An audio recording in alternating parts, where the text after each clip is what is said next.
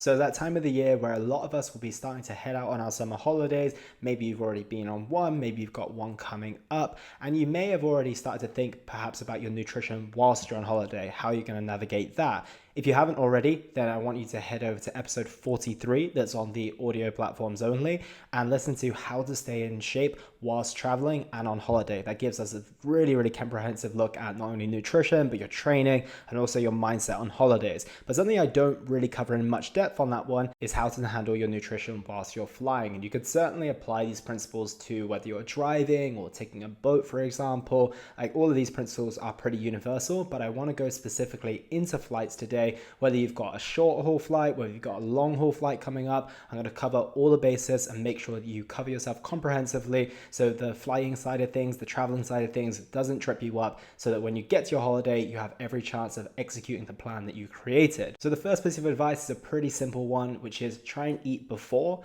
and after you fly. If you don't have to eat during a flight, that's probably the most optimal approach. So look at the time of day that you're going to be flying. If you've got a morning flight, and I'm going to go into typical rules of how I handle short haul and long haul, but if you've got a morning flight, you fly at 7, you land at 10, you might want to get a quick snack in before you go, or you might fast entirely. You might not need to eat, and you might just plan on having a heavy breakfast when you arrive. Perhaps if you've got an evening flight, maybe you fly at 9 p.m. Perhaps before you leave, you have a big heavy dinner around 6 p.m. And then when you get to the airport, you get on your flight, you make sure you stay hydrated, you wake up in the morning when your flight is done, and you just eat breakfast as normal. And that will be a very, very helpful way of not having to really think about anything at all. All you have to do then is potentially avoid some of the food that's offered on the flight, which once again we'll go into in just a moment. Number two is kind of what I mentioned, in the sense of having rules for whether you're having short flights or long flights. One rule I kind of have stuck to for the past few years or so on all of my flights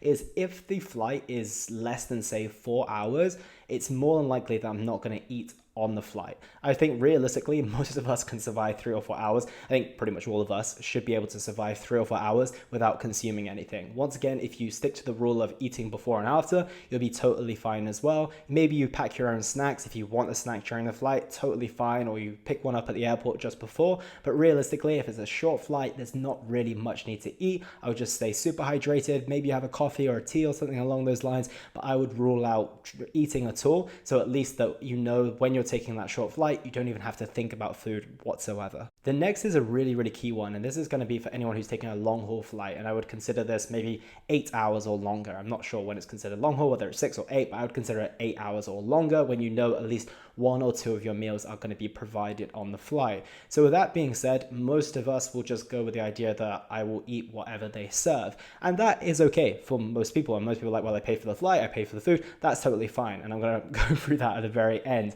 But the thing I want to say is that that doesn't have to be your only option. For years now, I have pretty much packed my food with me, and I've taken it and I've eaten it on my long haul flights. And this is like 2 travel hacks right here. The first is that you can take your own food through security. Like, a lot of people don't think you can, but I've taken lunch boxes before. I've taken like packs of Philadelphia, packs of sliced turkey and ham. I've taken egg white omelets. I've taken protein bars, all the types of things. Obviously, you can't take liquids. I do think I've taken cottage cheese and yogurt, so I don't know where the line between liquid is drawn and obviously solid food is drawn, but you can take a lot of things through security. So if you're someone who really wants to keep their nutrition on point, don't think that your only option is to eat on the flight based on the food that they provide. You can take whatever you want with you. So that's the first thing. And the second thing is that there's going to be a temptation to take the food even if you pack your own. And the key to this one I found is to either eat whilst everyone else is eating, so that when the time comes and you start to smell the food and maybe you're a little bit bored as well, you are eating alongside everyone else, so you don't feel like you're missing out. And then number 2 is to, if you don't want to eat whilst everyone else is eating, is to sleep during those times as well, so you don't have to worry about the smells coming through or being engaged with food at that time. Eating at the same time as others, or sleeping is quite a good one as well, because if you eat at the same time with others, everyone else is getting up to the bathroom at the same time as you are. Whereas if you eat beforehand, you eat on your own schedule, then obviously then you can cater to your own body, but also you get away with, the less busy times in the bathrooms as well. So that's a big travel hack right there. And on that note, if you are going to eat the plain food, just be selective. If you don't like the food, or it tastes a bit weird, or it tastes like it's gone off, or maybe it's just not that fresh, you don't have to eat it. Like, don't think you're going to starve. Like, realistically, the longest flight potentially you're going to take is like 12 hours. And if it's longer than 12 hours, at some point you might have a layover where you can get some different food or something along those lines, or another meal will be provided. But if something is there and you don't like it, or you know you've got a dairy intolerance, it's not the time to eat the yogurt that they give you just because you're a little bit hungry. You will survive even if you're not super full. Try and stack up on liquids, for example. Just be very selective, as it's probably not going to be of the highest quality. I appreciate it's definitely better than it has been in the past, and different airlines will provide different things, but just be mindful about what you're consuming, because the last thing you want is when you land to be super uncomfortable from a digestive perspective, because you're flying already. So to add foods that don't align with your body on top of that, not going to be a wise move. And the final big key point that I want to go to is when you begin holiday mode. So if you are going to be a little bit more flexible in your approach, I would personally advise starting quote unquote holiday mode the moment you land in the country. And I would end holiday mode the moment you fly out of that same country or city, wherever you're going.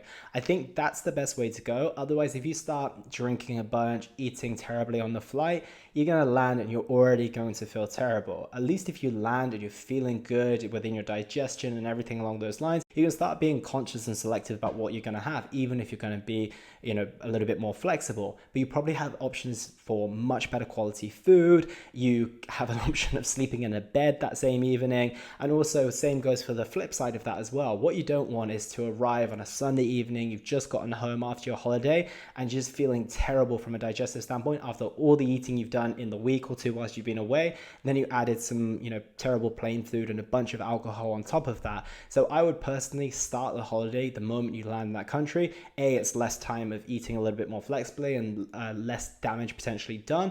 And also it means a little bit more favorable circumstances for your digestion as well. Same goes for that return, so that when you land back in your country, back in your city, you can start to get back into your normal structure as well. It makes that transition a lot easier. So a couple of quick fire tips to finish off with that I've got. The first is to stay hydrated, and it might be worth taking a bottle with you so you can fill up at the water fountains at the airports. That can be a really good idea. Next is to take advantage of like diet sodas, teas, coffees, etc., even chewing gum. Another big one is to potentially have a plan of action for what you're going to do on the plane. Maybe it's when I get there, I'm going to watch a movie, then I'm going to go to sleep, and then when I wake up, I'm going to read my book. Whatever it is, just pack your time accordingly and kind of have a loose schedule of what you're planning to do, as most of us are going to eat when we're bored. So there's going to be a higher chance of us taking the snacks that come, etc., if we are feeling that boredom, which sometimes long haul flights can essentially create. You're sat down, not really being able to do much. Obviously you have the entertainment required, but sometimes there's only so much you can do before you're like, I'm ready to get off now. So pack your time on the flight as tightly as you can with all the things that you want to do whilst you're flying. And the final tip is to consider fasting. I've had success with this in the past, and I've also had not so much success with this in the past. There have been times where I probably forced it a little bit and have ended up being super hungry, and then ended up thinking like, I don't have anything that I can eat and I'm actually really wanting to have some food right now. And there's been other times where fasting has been a great approach for me. So if you are used to fasting, there's no reason why you can't take those principles onto a flight, and it's a very good chance you're going to land feeling in a very good place from a digestion standpoint. Just make sure you stay super hydrated, and if you do feel really rough from the fasting, be prepared to maybe have snacks with you that you can eat as a backup plan. I think that can be advantageous. So that is everything from me, team. So if you've got a flight coming up, it doesn't matter whether it's the summer or whether it's any flight that you've got coming up in the next year or 5 years or 10 years, these principles will apply. Like I said, you can use these for driving, you can use these for any types of travels, and I think they'll serve you super well. So any questions, let me know. Otherwise, take care, team. I'll look forward to speaking with you very soon.